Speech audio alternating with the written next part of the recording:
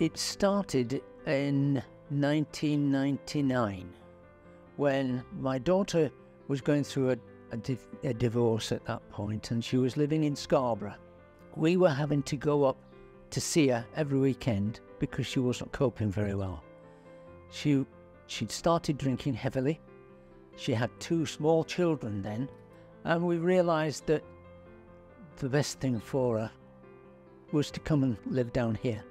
She hadn't been diagnosed at that point with bipolar affective disorder, but it was clear that she needed daily support. There was a lot of self-harming, there was a lot of drinking, and until we managed to stop the drinking, or Tricia managed to stop the drinking, things were very, very unstable. She would drink until she was comatose. We would call for an ambulance. The ambulance would take her to hospital, and no one would speak to her at the hospital because she'd been drinking. By the time we'd been there for 4 or 5 hours, Tricia had got really fed up with it all and just wanted to come home. But when your daughter says to you, "Take me home, Dad," you do exactly that. You take her home.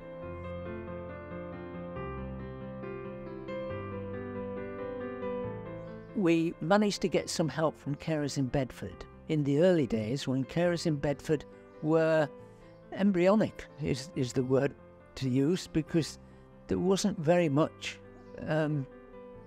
established then. Over the years, carers in Bedford have developed an extremely well-versed system of facilities that they offer and help that they offer. And if we need help, we know that we can phone up carers in Bedford and they will help us.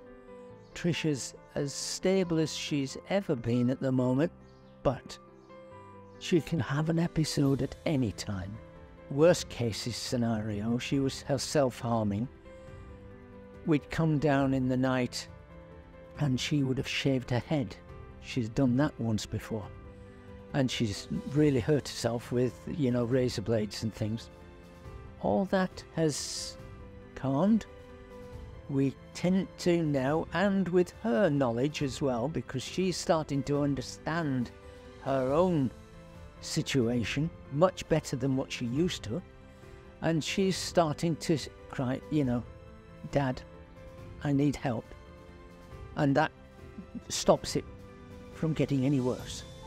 Getting into the situation, the mental health service was a struggle. Getting registered with the crisis management team was a blessing because we knew that we had some backstop. At one point, we felt as though we were just left holding the baby and nobody wanted to know.